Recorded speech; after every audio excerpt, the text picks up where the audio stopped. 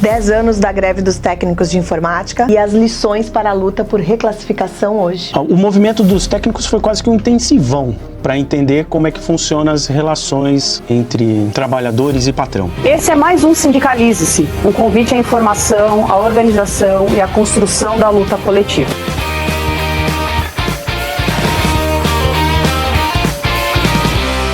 Neste Sindicalize-se, vamos voltar a meados de 2014. Vamos fazer um recorte na história para entendermos melhor as lutas do nosso presente. Nessa viagem no tempo, vamos focar em um grupo de técnicos de informática da Prefeitura de Santos que resolveram coletivamente sair do imobilismo e começar a lutar por melhores salários. A bandeira da reclassificação foi a via para a busca por justiça salarial. Os técnicos de informática compartilhavam exatamente as mesmas tarefas de outros cargos que obtiveram mais de uma reclassificação. Os outros cargos que atuavam ombro a ombro com os técnicos haviam tido mais de 198% de reajuste no salário bruto em 5 anos, de 2011 a 2016. No mesmo período, os técnicos tiveram somente 48,92%, referente ao reajuste anual. A diferença salarial, que era de apenas 38,4% entre esses dois cargos, tinha pulado para 192,66%. Além disso, os técnicos trabalhavam em muito mais funções do que estabeleciam os devidos competes do cargo. Hoje, sem exceção alguma, todos os técnicos estão desviados de função. Nós fomos contratados para consertar computadores, assim como os técnicos da Prodesan fazem. Então é uma questão de justiça. Veja bem, o senhor trabalha além do que aquilo que é pago para fazer? Eles se organizaram e exigiram ser ouvidos pelo governo, que impôs a condição de atender por meio de uma comissão.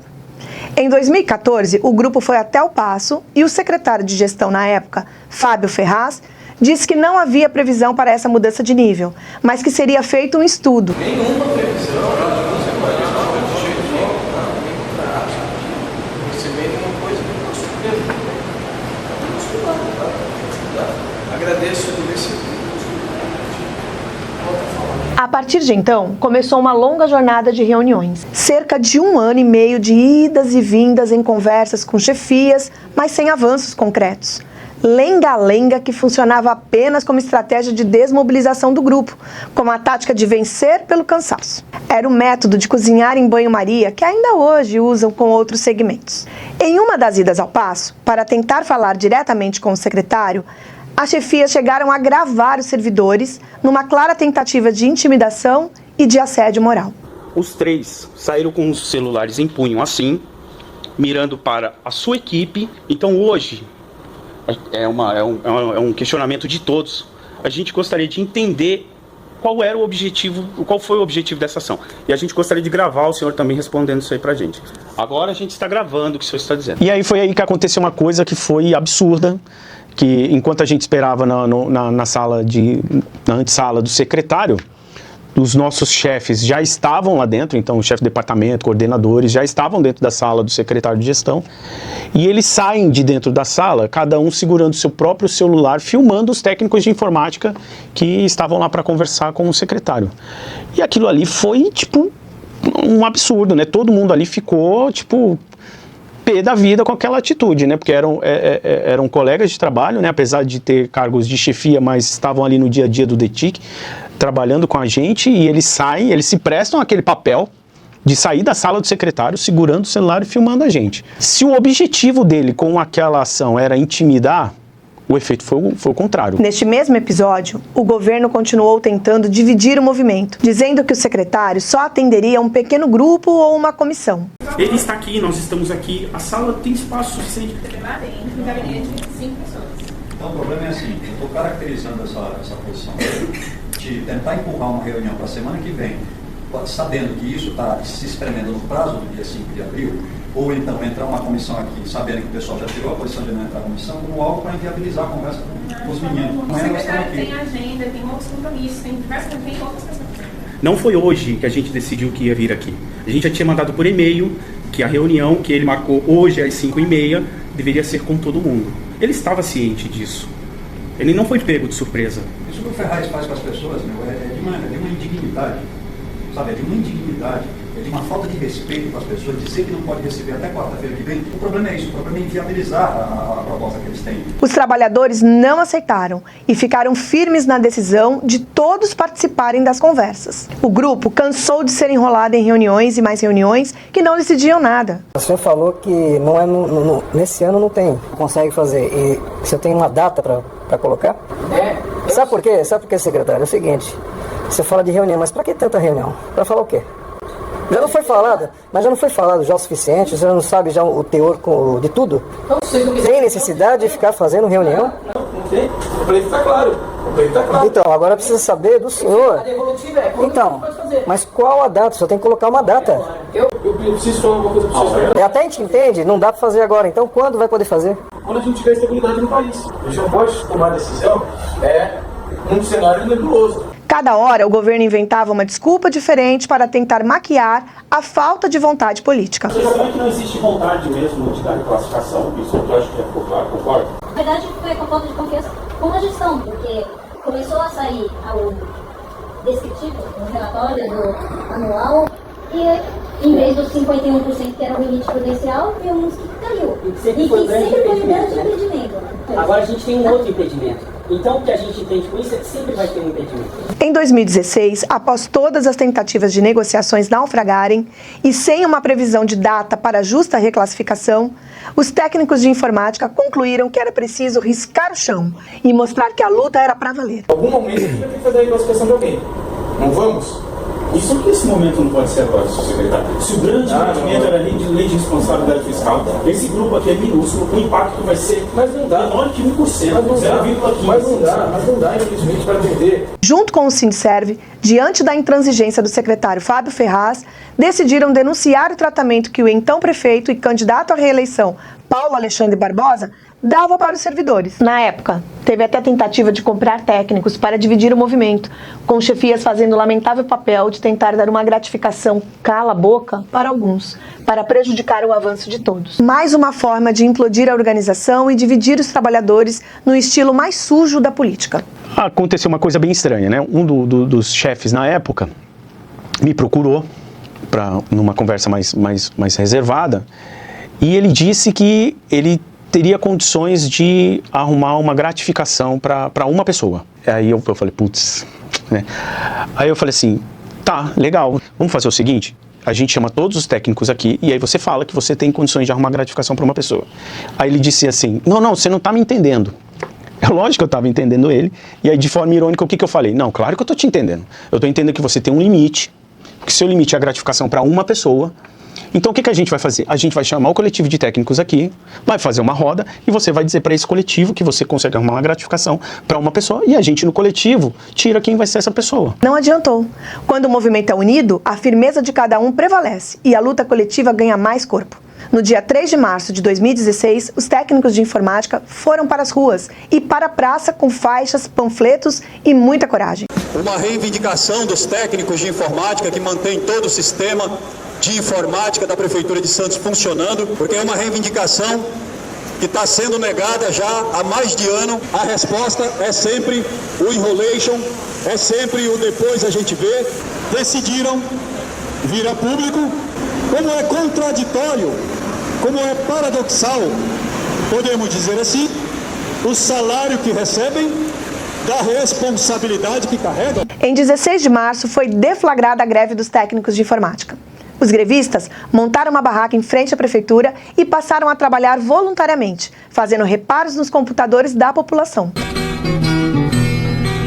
É nosso dia, companheiro. Isso trouxe visibilidade positiva para o movimento na mídia e formou uma verdadeira saia justa para o prefeito e seu secretário. Em Santos, técnicos em informática em greve arrumaram uma maneira diferente para protestar. Nada de braços cruzados, e sim mãos à obra em solidariedade à população. A cena chamava atenção. O que eram tantos computadores sendo arrumados no meio da Praça Mauá, bem frente à prefeitura? Eu estou com um problema na minha torre de computador. fiz a pergunta para o técnico aqui e ele pediu para me trazer, eles vão verificar o problema. Agora, em março, a greve dos técnicos de informática completou 10 anos. Uma década se passou e essa experiência continua nos dando motivos para ser lembrada como exemplo. Ela contém vários elementos que servem até hoje de aprendizado para conduzir novos processos de organização e mobilização no serviço público. E por que a greve dos técnicos de informática é pedagógica? Um dos motivos é que do começo ao fim, todas as decisões foram tomadas coletivamente e tudo aquilo que era deliberado era cumprido. Outra característica de maturidade do movimento foi a união entre os trabalhadores. A coesão dos técnicos em torno de um objetivo comum se tornou exemplo para todos os servidores. Desde a distribuição de tarefas operativas, como panfletagens, conserto dos computadores para a população, montagem da barraca, faixas, até as decisões mais importantes, como a que deu início e a que deu fim à paralisação. A pressão da greve arranhou a imagem do prefeito na imprensa. A presença diária na Praça Mauá também incomodou. Isso fez cair algumas máscaras. Antes, eles diziam que reconheciam a reivindicação como justa e que só não atendiam por conta da lei de responsabilidade fiscal. No fim da greve, provou-se o contrário. Mostramos que a despesa com o pessoal dava margem suficiente para contemplar os servidores e o governo teve que admitir que era contra o mérito da luta. Para deslegitimar a reivindicação perante a opinião pública, o secretário de Gestão chegou ao cúmulo de apresentar para a imprensa um número inventado quando se referiu ao salário bruto da categoria. Essa mudança brusca de opinião mostrou como eram falsas todas as falas nas reuniões anteriores, em que o governo dizia que queria muito atender os trabalhadores, mas não poderia por conta do alto índice de despesa com o pessoal. Hoje, quando os santistas começam a ser apresentados prematuramente aos pré-candidatos à prefeitura em 2028, é bom mostrar quem não merece a confiança dos servidores. No final da tarde do dia 30 de março de 2016, os técnicos de informática resolveram que voltariam ao trabalho. Foram 10 dias de movimento que só terminou por conta de um apertado prazo imposto pela lei eleitoral. Eles estavam às vésperas do início da data em que as administrações municipais e estaduais ficam proibidas de conceder aumento acima da inflação aos servidores. Continuar em greve não surtiria efeito por conta das implicações da legislação. Findado o processo, os funcionários voltaram ao trabalho de cabeça erguida.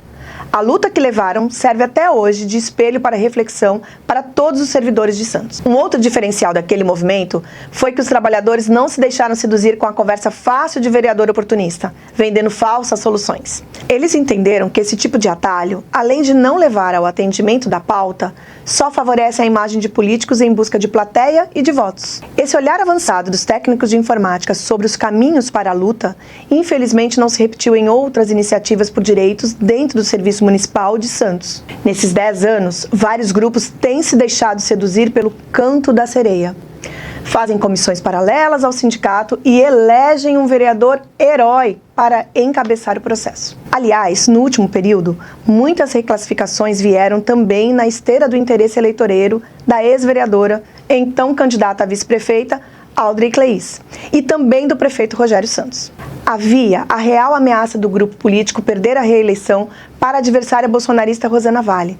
Já em 2016, quando as pesquisas apontavam que Paulo Alexandre seria reeleito com folga, nenhum dos cargos que pediram reclassificação foi atendido. Voltando aos vereadores, vamos tentar desenhar porque esse tipo de atravessamento é perigoso. A penetração direta de parlamentares no núcleo estratégico da luta sindical de servidores municipais envolve uma linha tênue entre o apoio institucional e o oportunismo político.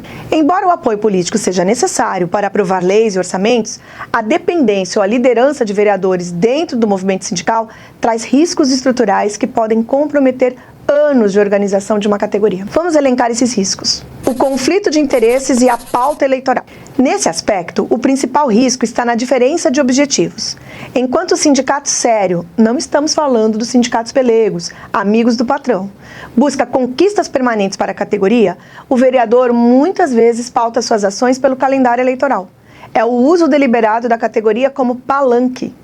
A luta dos servidores se transforma em vitrine para a reeleição. Quando o objetivo passa a ser o ganho de votos e não a melhoria das condições de trabalho, o sindicato, que é o principal instrumento de luta com autonomia de patrão e de governos, perde sua força e legitimidade.